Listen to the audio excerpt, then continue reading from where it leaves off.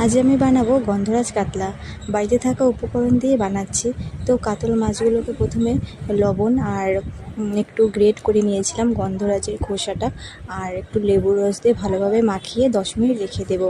তারপর 10 মিনিট পর এখানে তেলে হালকাভাবে ভেজে নেব, খুব কড়া করে ভাজবো না, হালকা হাতে ভেজে নেব। আর এখানে রয়েছে তোমার টমেটো, জিরা, ধনে, আদা, রসুন পেস্ট, পেঁয়াজও ছিল। যাই হোক, তারপরে ভেজে নিলাম মাছটা, হালকা করে ভেজে নিলাম, ভেজে ভালোভাবে তুলে নেব। তারপরে সেই তেলে ফোড়ন দেব এলাচ আর দারচিনি, তারপর সেই পেস্টটাও দিয়ে দেব, দিয়ে ভালোভাবে হালকাভাবে একটু কষিয়ে নেব।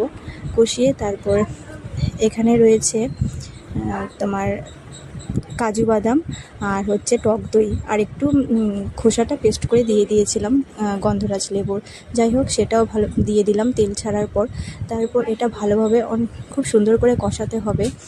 কষিয়ে কষিয়ে যখন ভালোভাবে তেল ছেড়ে যাবে, দেখো আমার রান্নাতে কত সুন্দর তেল ছেড়ে গেছে।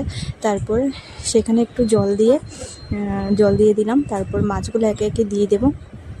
মাছগুলো দিয়ে সেখানে একটু গন্ধরাজ লেবুর পাতা দিয়ে দেবো, যেন সেন্টটা একটু স্ট্রং হয়, তার জন্য। যাই হোক, এখন আমি ঢাকা তুলে নিয়েছি। ঢাকা দিয়ে রেখে দিতে হবে 10 থেকে 15 মিনিট। তারপরে এখানে ঢাকা দিয়ে রাখার পর এখানে আরেকটু গ্রেট করে দিয়ে দিলাম খোসাটা, যেন আরেকটু স্ট্রং হয় স্মেলটা। যাই হোক, এখানে দেখো আমার গন্ধরাজ কাতলা রেডি। তো কেমন লাগলো জানিও।